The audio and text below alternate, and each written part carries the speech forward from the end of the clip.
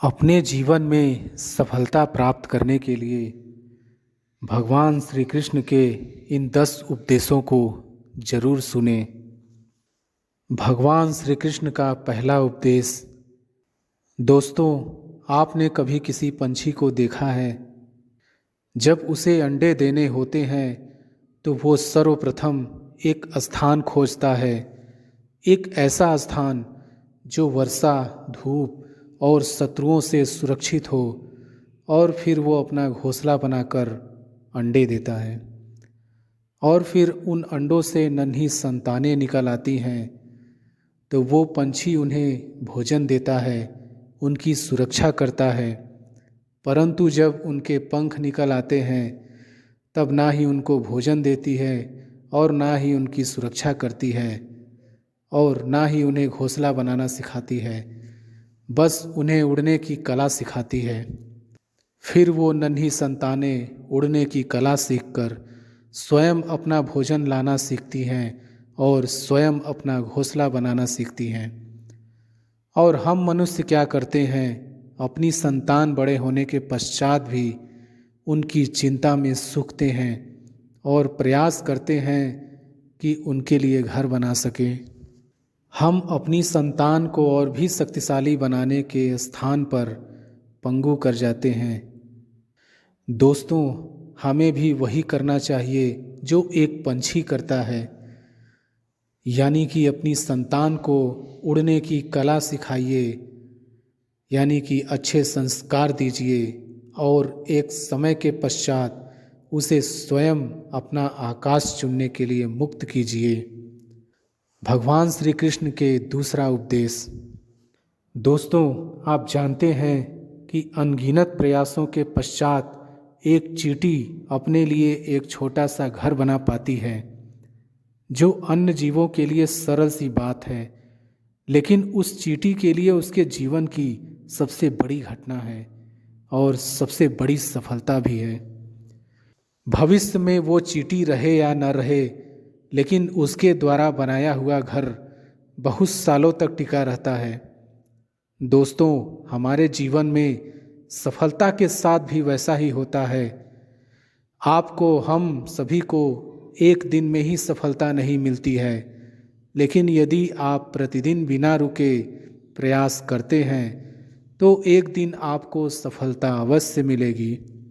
आप ये स्मरण रखिएगा कि भाग्य के द्वार उनके लिए नहीं खुलते जो हार मान लेते हैं, बल्कि ये भाग्य उनका स्वागत करता है जो उठकर उनके द्वार खटखटाने का प्रयास करते हैं। इसलिए प्रयास करते रहिए, तो सफलता आपके पास एक न एक दिन जरूर आएगी। भगवान श्री कृष्ण का तीसरा उपदेश। आपने घर के दरवाज़ों को लॉक करने के लिए लगाए हुए तालों को तो देखा ही होगा। वो ताला प्रहार से भी खुलता है और प्यार से भी खुलता है, अर्थात उस ताले को आप एक चाबी से भी खोल सकते हो और एक हथौड़ी से भी खोल सकते हो, लेकिन दोनों तरीकों में खुलने में अंतर होगा। अगर आप उस ताले को प्रहार से खोलोगे तो वह ताला फिर से काम नहीं आएगा, किंतु यदि आप उस ताले को उसकी चाबी से खोलोगे तो वह ताला सदा काम आएगा। ठीक उसी प्रकार हमारे जीवन में संबंध भी कुछ इसी प्रकार होते हैं।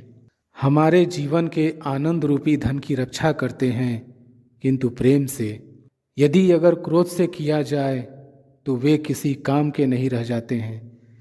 इसलिए उन्हें सदा प्रेम की चाबी से खोलिए, न कि क्रोध रूपी हथौड़ी से, क्योंकि हर बार आप नया ताला ला सकते हैं, लेकिन नए रिश्ते नहीं ला सकते हैं। भगवान श्री कृष्ण का चौथा उपदेश। क्या है यह जीवन? हम जन्म लेते हैं और बड़े होते हैं, और हमारे माँ बाप हमें पालते हैं। फिर उनके धन से हमारा बालपन बीतता है, फिर हम बड़े होते हैं और हम विवाह कर लेते हैं। फिर हमारी संतानें होती हैं, हम उनको पालते हैं और फिर हम वृद्ध हो जाते हैं और एक दिन इस संसार से चले जाते हैं। क्या यही जीवन है? दोस्तों, आपके और हमारे जीवन में यह प्रश्न कई बार आता होगा। अब मैं आपको एक जल के जीवन के बारे में बताता हूँ। सागर से भाप बनकर उठता है, मेघ बनकर बरसता है और फिर नदी बनकर फिर से सागर में समावेश करता है, किंतु कभी ये प्रश्न नहीं करता कि उसका जीवन क्या है और उसका उद्देश्य क्या है। कैसे, आइए जानते हैं। जल हर भाव जीता है और जितना बन सके देता जाता है। जब सागर में होता है तो असंख्य जन जीवों को जीवन देता है। जब सागर से भाप बनकर मेघ बनता है तब किसानों को आशा देता है कि फसल पुनः उपजेगी।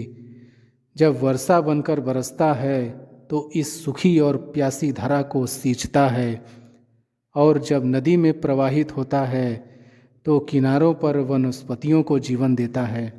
परंतु जरा ये सोचिए कि क्या यह जल कभी ये सोचता होगा कि उसका जीवन क्या है और उसके जीवन का उद्देश्य क्या है?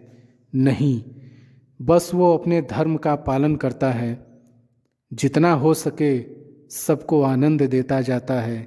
इसलिए जीवन में कभी भी ये प्रश्न मत कीजिएगा कि यह जीवन क्या है और इस जीवन का उद्देश्य क्या है।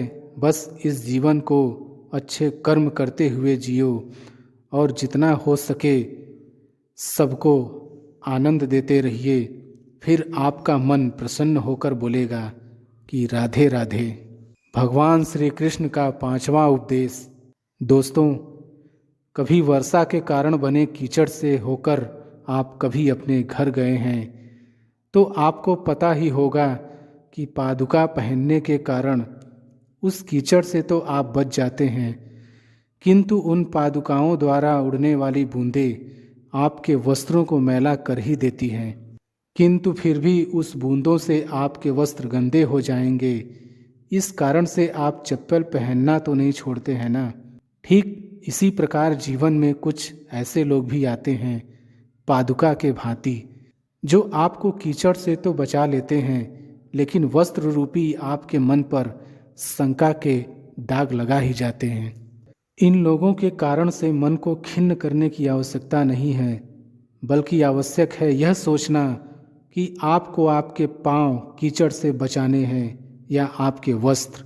अर्थात हमें हमारे जीवन में गंभीर होना अच्छी बात है, लेकिन अगर आप हर बात को गंभीरता से लोगे तो इस जीवन का आनंद समाप्त हो जाएगा।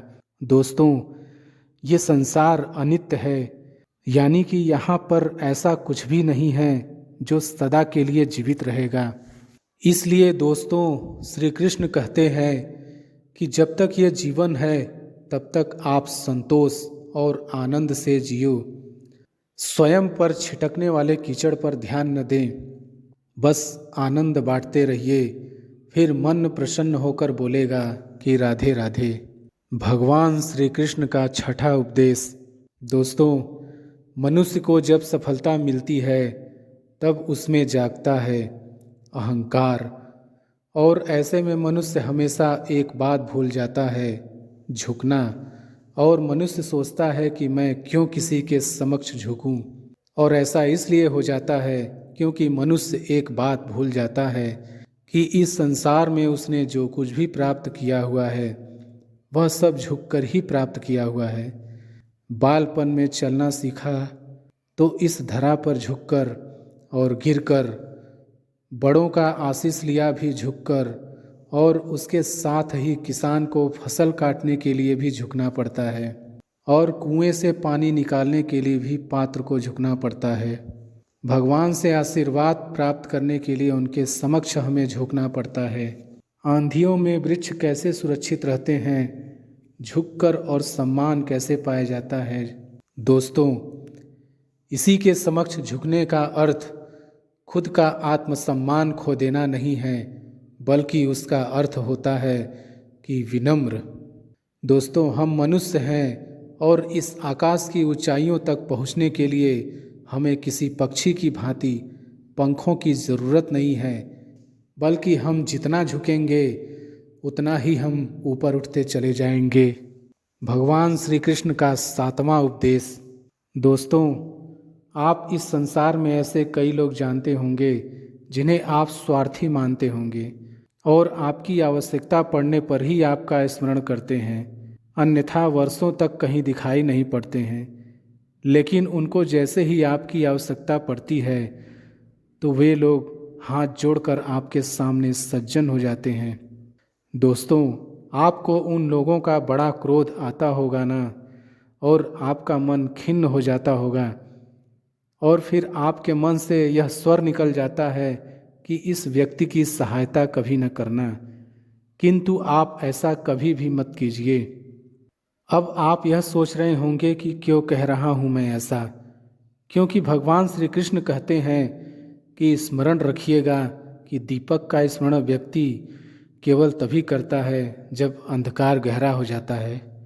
इसलिए उस व्यक्ति को स्वार्थी मानकर खुद व्याकुल ना होइए, बल्कि स्वयं को दीपक मानकर आनंदित हो जाइए और खुद को भाग्यवान समझिए, क्योंकि किसी को ज़रूरत पड़ने पर आपकी याद आती है और आप इस संसार में किसी की सहायता करने योग्य हैं।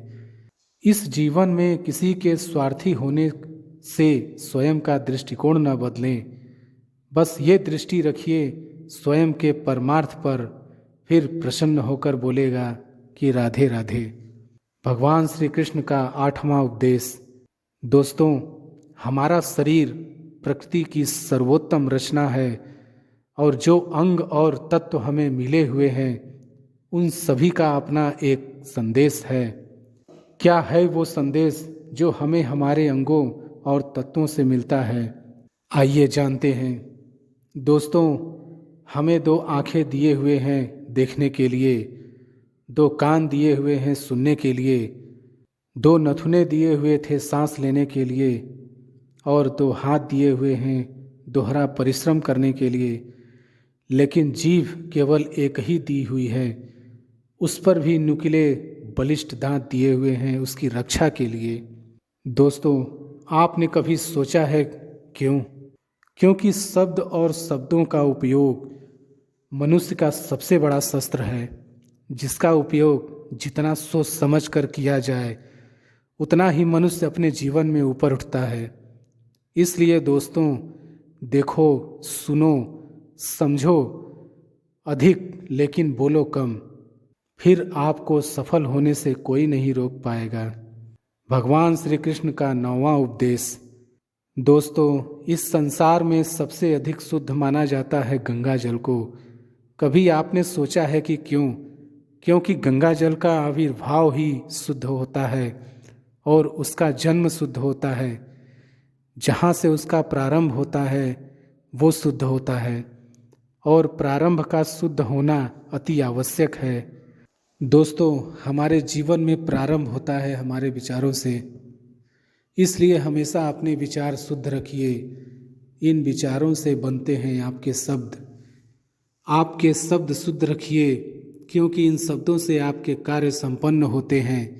आपके कार्य शुद्ध रखिए, क्योंकि आपके कार्य आपका स्वभाव बनाते हैं, और स्वभाव से बनती है आपकी आदतें, और आपकी आदतों से बनता है आपका चरित्र, और ये चरित्र संसार के समक्ष आदर्श के रूप में आता है।